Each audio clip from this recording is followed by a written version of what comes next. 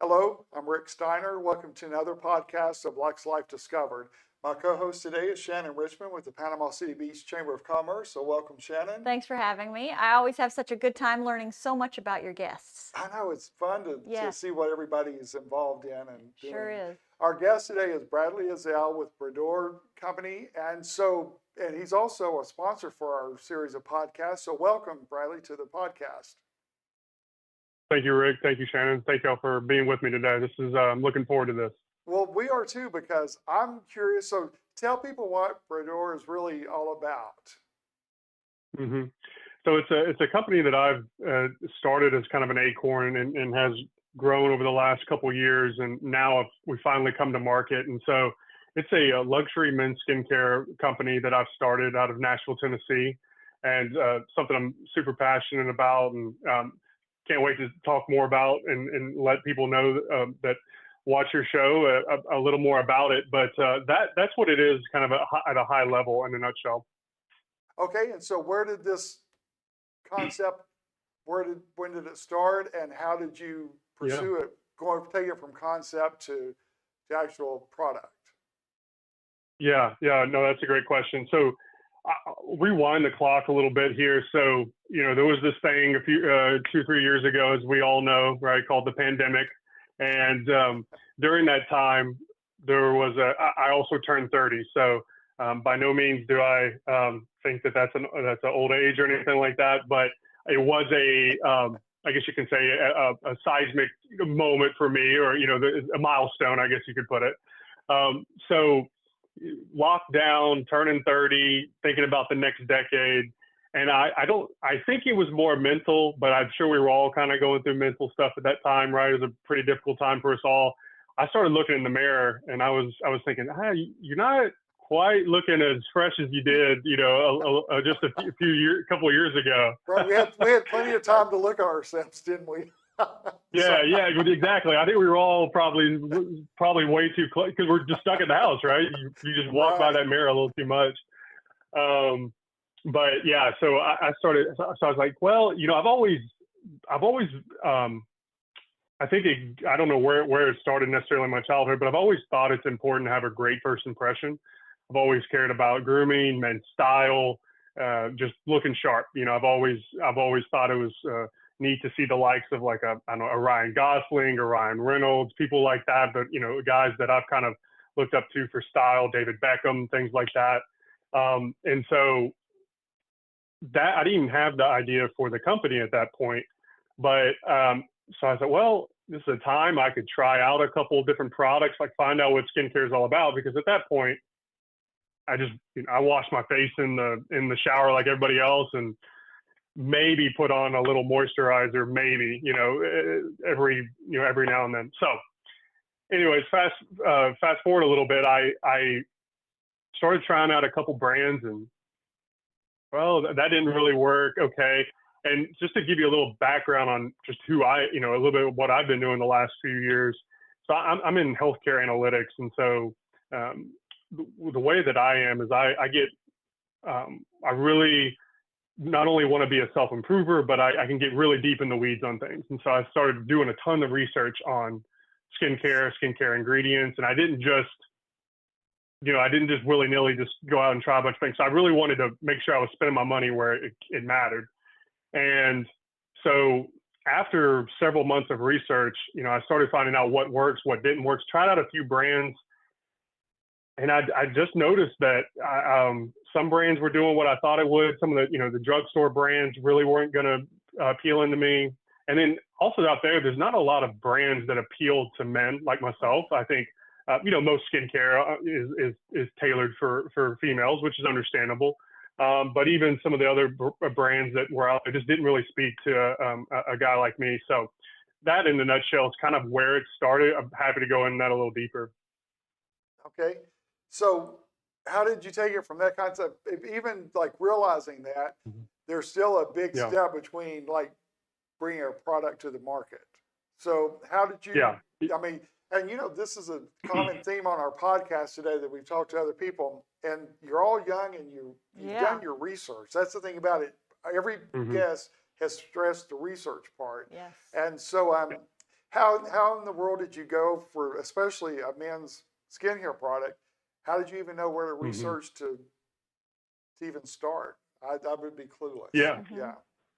Yeah, I get that quite a bit, particularly with a lot of my friends and colleagues right in Nashville. You know, when they kind of ask, well, how did you? But if you kind of know me more on a personal level, you know, you go in my office in my house, and I've got probably 200 books on the wall, and you know, people that get to know me a little bit more, you know, kind of understand. But really, Rick, you know, it started with I would say once I had done some of my own research for my personal, you know, just to see what would work for me. I watched tons of YouTube videos. I mean, there's just a world of knowledge out there.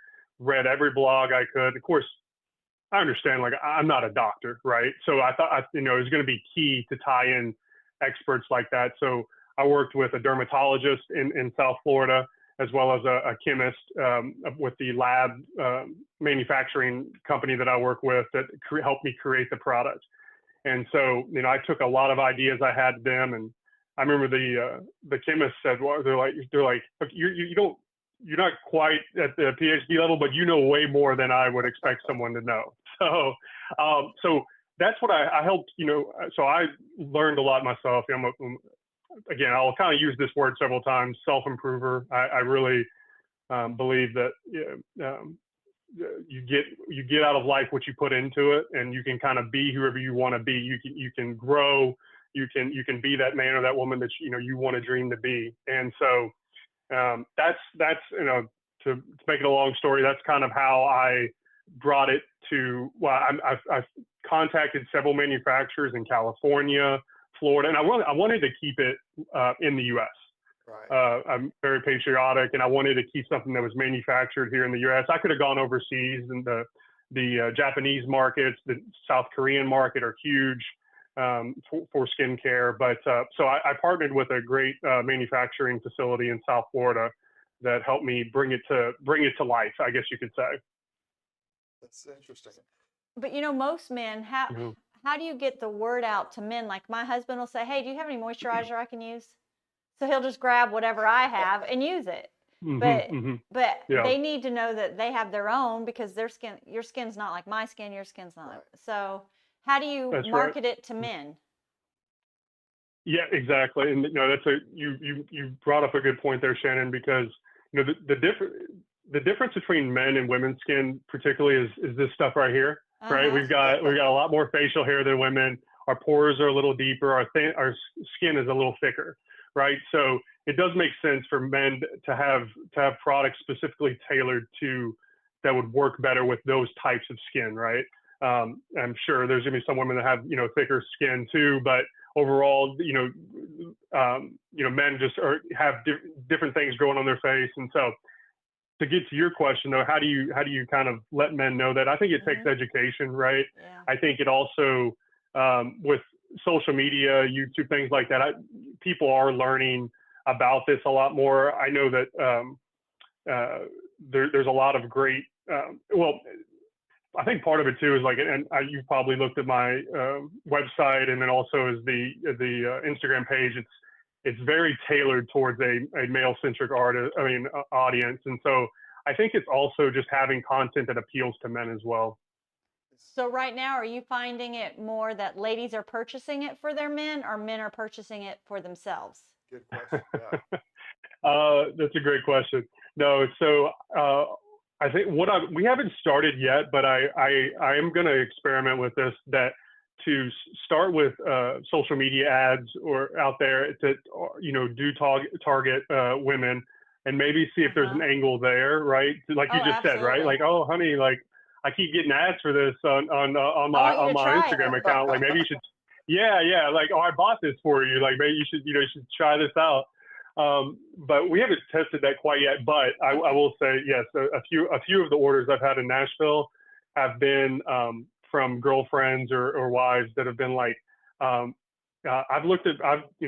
knew a lot about skincare, and they're like, I've looked at Brad's ingredients. I've looked at and he's got a really, what I consider a quality product here. I think you need to get some of this. And so they'll place an Oh. order. Good, yeah. Yeah, So I think that's going to probably be your initial how it works, and then they're going to get it and Yeah. use it, and then they're And like, then- "Oh, this is great," and then Right. they're going to be the one that reorders. But I think if you have it in Yeah. the woman's No, that- hand first, yeah, Yeah. that's smart. Yeah. Yeah, absolutely. I see the ad with the woman just being all the, yes. Making Yeah, her man yeah. look great. Yeah, yeah. So with your Yeah, ingredients, so how did you research the ingredients to know exactly what to go for? Yeah, no, that's another great question, because so just like I'll let you in a little bit into the industry. You know, I found out this through reading a lot, but also speaking with the chemist in my manufacturing lab. And so the skincare industry is a lot like, I'll compare it to like the supplement industry, right? A lot of people will take, you know, some sort of protein supplement or pills or powders or something like that. And what happens a lot of times is, you know, companies they'll put some ingredients in there that are well known or you know, or known to be fine ingredients, but then you'll look on a label and there'll be some sort of proprietary, like their own made up blend. You know, you don't know right. what's actually in the blend, right? but it's a sexy marketing. You know, I'm getting this special something they created in a lab that, you know, they only could come up with, right? And so to differentiate my product, our company, from the market, what I decided, and I took this idea to the chemist, and they said, well, you know, we don't know why people haven't thought of this more, but what I did is I took a bunch of ingredients that have been around for a few decades, right? But what a lot of companies won't do is they won't put all these ingredients in there because it's not as cost effective, right? It's more expensive to manufacture. And so what I've done is I've taken ingredients like retinol, glycolic acid, glycerin. These are ingredients that have been around 40, 50, 60 years, and they are some of the most tried and true, tested, science-backed. I mean, you could go out there and find tons of research on these ingredients, and they're not just some. And those are just three of the some of the main ones in there, the highest potency. But all the ingredients in there, like hyaluronic acid, all of these, if you Googled like top 10 ingredients, right, several of these are going to be in that list. Whereas most companies, they might put one or maybe two of these ingredients, and then a lot of, filler, right? But so you really want to get your best bang for your buck with these tried and tested ingredients, and not just come up with something like just that would create a lot of marketing fluff. That makes sense. So what type of products do you have? Is it just one? I mean, men have to have different skin, right? Like women, like dry, oily. Yeah. So do you have all of that for the men as well? Yeah, no, so that's a great question. So right now we just have our serum, which I've got a little bottle of it right here.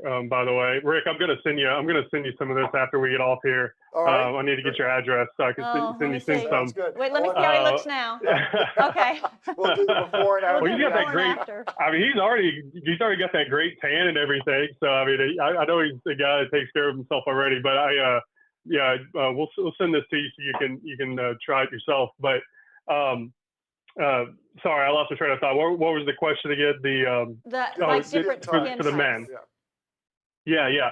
So right now this is great for the oilier and like normal skin. I would say it's good. It's good for those with drier skin as well. But I would say, like, based on the reviews I've gotten back so far, typically, what happens with the companies will put out there that this is great for all skin types, which it will be good. It will work for anyone. But what it's based on the customer reviews and the customer feedback, because it's a little of a lighter formula. And so what happens with a lot of people with oilier skin is that then you put on a super thick product as well. And it usually causes breakouts or just a discomfort, and they're already subconscious about it, their skin already being oily, and then you're going to cake some thick serum on top of it. And so it's great for all skin types, but I can see in the future where we might create different lines, right? So where we change the ingredients a little bit and go in specifically for like a drier skin or an oilier skin. So that's kind of down the line, but yeah. Oh, in a nutshell, that it's good for all skin types, but those for the normal and particularly the oilier skin, it's great as well. And how do you use that product? How do you put it on or apply it? Yeah. So I wish I had this bottle open right now so I could show you a little bit. But it's got a dropper, and you drop, I would say, a little smaller than a dime amount on your hand, and see if I can. Yeah, just a little dot. And I would apply it around my eyes first. That's usually where you're gonna get your crow's feet. Yeah, exactly. You can get most of your, where you smile, get the wrinkles here, and then I would apply it, around right here above the eyes, and then your forehead, and then down your face here. So apply the rest of it down there. And so it doesn't take a lot to really see some effects of it, but another thing with most of these serums is that you can really some of them you can only apply at night. This can be applied day or night. If you want to apply it both times, that's fine. When you wake up in the morning, wash your face, or right before you go to bed. But I always say if you're going to choose one or the other, I think the nighttime is the best time to do it. Mm-hmm. Okay. And do you have sample packets of that product? Currently, no, we don't have sample products, but I've thought about doing an idea where, maybe, try it out first. And, we've got a money back guarantee.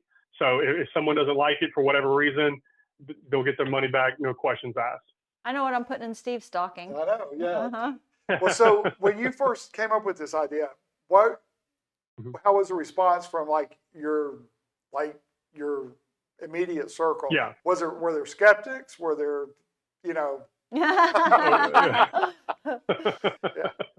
Yeah.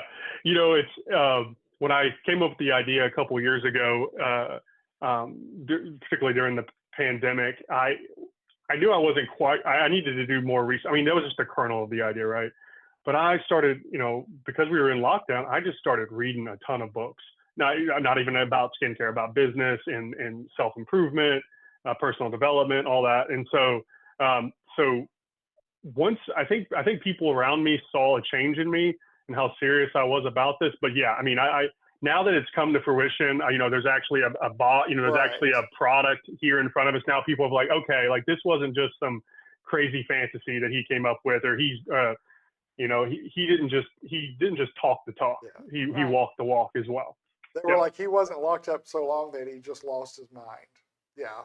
Exactly. So, well, I'm sure some people really thought that. I mean, they're like, what do you're not a doctor, you're not a dermatologist. And I was like, that's fine. Like I at that point I knew that I could, work with those type of people to bring this to market. So, but yeah, the support's been great now that, we have gotten launched and everything. But Rick, I'm sure you've been starting this show, right? Like it's, you're going to have some people that are going to kind of give you the little eyebrow, like, what are you trying to do? Yeah. But that's anyone that's ever done anything great in their life. I'm sure they've gotten that. Oh, they have. If they haven't, then, it's probably needs to be questioned itself. Mm-hmm. Yeah. So, yeah.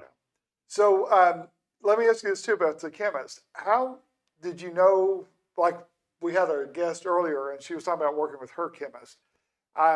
How in the world do you know where to even look for a chemist and what qualifications to even look for in a chemist that you can really trust? That you're getting a honest evaluation. Oh, true. Yeah, that's such a great point. So I mentioned it a little earlier. So it's in the U.S. There's manufacturers all across the U.S., but particularly they're concentrated in Southern California and Southern Florida. I don't know if it's the sun. I don't know if maybe those areas or people are just a little more, I don't know, a little just care more about us. Yeah. I don't know if it's I mean, South Florida, I think more about, like plastic surgery, things like that. I don't know. They're just image conscious area. But so I interviewed 7 different laboratories. And so calls just like this, hour-long call. And I listened to what kind of information they would give from me. And then, I found out that there were certifications, right, that these companies need to have to manufacture. And, some of the companies, they wouldn't share necessarily who their client was, but there would be, certain paperwork that they could provide that the FDA would, grant them certain certifications. And so ultimately, I talked with, like I said, the dermatologist as well. And she said, here's some things you need to look out for as well when I've worked with other people that have done this. So yeah. So a lot of digging, but a lot of research. A lot of patience. Yes. Is your product in dermatology's and dermatologist office? Like, how they have the whole line for women, Obagi. Do you have any of yours at any of their offices? Not yet, but that is the ultimate, one of the ultimate dreams that we'll have. Ultimately I'd like to get this in high-end retail, but I'd love to. My next door neighbor owns a skin spa in Nashville, and we're in discussion of maybe getting some in there as well. All right, interesting. I'm sure if I was getting a facial feeling I feel wonderful, and then I saw this stuff for my husband, I'm like, oh, well, what? I better get him some too. So where do you see the company going in 3 to 5 years? What's the goal? Yeah, so definitely by 5 years, I would like to be in, definitely be selling very, very well in the U.S., but I'd like to expand to the other English-speaking markets. So what's on my mind is Canada, England, Australia. So at the very minimum, I'd like to be in those markets as well, shipping internationally. Okay. And if we could potentially get in some sort of retail by then, that would be tremendous as well. But I see over the next 1 to 2 to 3 years, really creating a base there in Nashville, expanding operations, expanding the team. And then, ultimately that's my vision. I want to make this an international brand. I want it to be something that, this is kind of funny, but this is my ultimate dream. My ultimate dream is that, I love James Bond. It's probably my favorite movie character of all time, or I love the books too. But, they do a lot of product placement in the movies. Oh, yeah. And I would love for him one time to have the Bradour bottle sitting there as he's getting ready to put his tuxedo on, or something like that. He puts his skincare on before he goes out and saves the world. He puts his skincare on. So, oh my God, that's great. So that's my ultimate dream. I don't know if that'll happen in 5 years, but that's ultimately what I want to happen. Yeah. You may be at the beginning of somebody with the next generation of characters or superhero that people will love. Well, that's important. Skincare is very important to women. I'm sure it would be to men if they would just take a few minutes or know about it. So like you said, education is the biggest thing. Well, with guys, we think we're too macho. We don't need that's all that. That's because you got to have your wife tell you need it. Yeah. So that's the other part. Yeah, can I hit on that for a second, Rick? Because you're so right. There has been a little bit of a stigma, or not a little bit. There is kind of a stigma with skincare, and I get that, right? So ultimately, I mean, because I consider myself like a real man's man type of guy type, where, I don't mind getting dirty or working hard or whatever, but I think with this younger generation, right there, and just even in the last 10 years or so, you've seen an explosion of beard oils or beard treatments and things like that. And so men are getting more comfortable putting things on their face, right? And the stigma has gone down a little bit. And I don't know if this is true, but I think that things like social media, right? Everyone's a little more image conscious nowadays. And so I think that might be leading to a little bit of growth in the industry.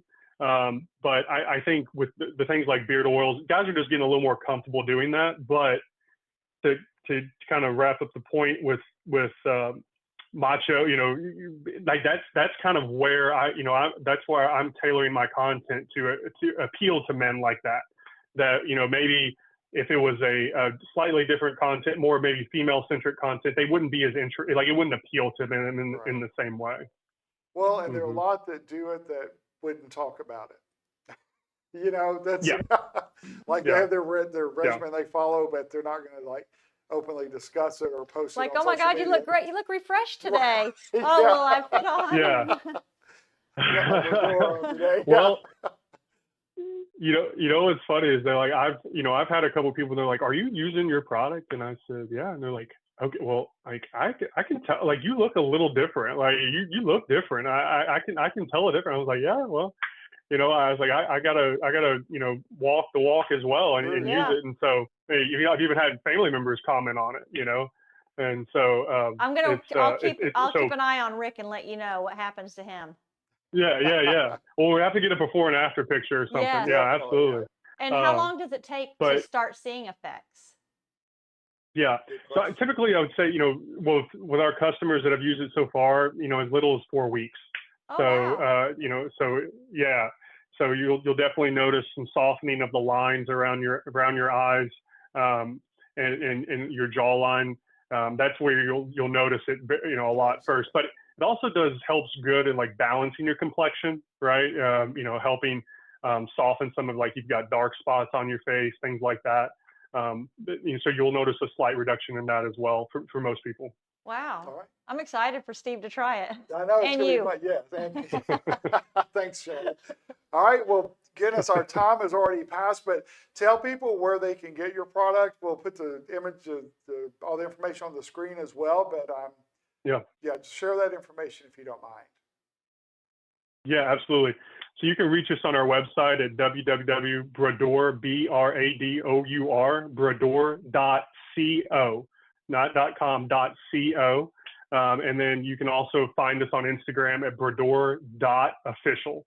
So just 2 words there. But really appreciate the time today to both of you all. Really enjoyed this. So would love to come back sometime, Rick, and talk to you again, maybe in the future. We will definitely be following your before and after. We'll do the before and after and talk about that as well. But we'll definitely be following you because I hope to see some great things from you and with the company. So absolutely. So, all right. Well, that wraps up this episode of Luxe Life Discovered. Thank you for joining us, and we'll see you soon. You're listening to the Luxe Life Discovered podcast, where we talk with people who are living a lifestyle that reflects their passion, because we believe everyone should be living their best life, their Luxe Life. The show is hosted by Rick Steiner with Steiner Event Group, a premier national event planning company, and co-hosted by Shannon Richmond, the Vice President of the Panama City Beach Chamber of Commerce. If you are watching on YouTube, be sure to hit the subscribe button and the bell to get notifications of future episodes. The show is produced by 30A Media and is broadcast on your favorite podcast outlets, as well as YouTube, Roku TV, Amazon Fire TVs, and other major brand smart TVs.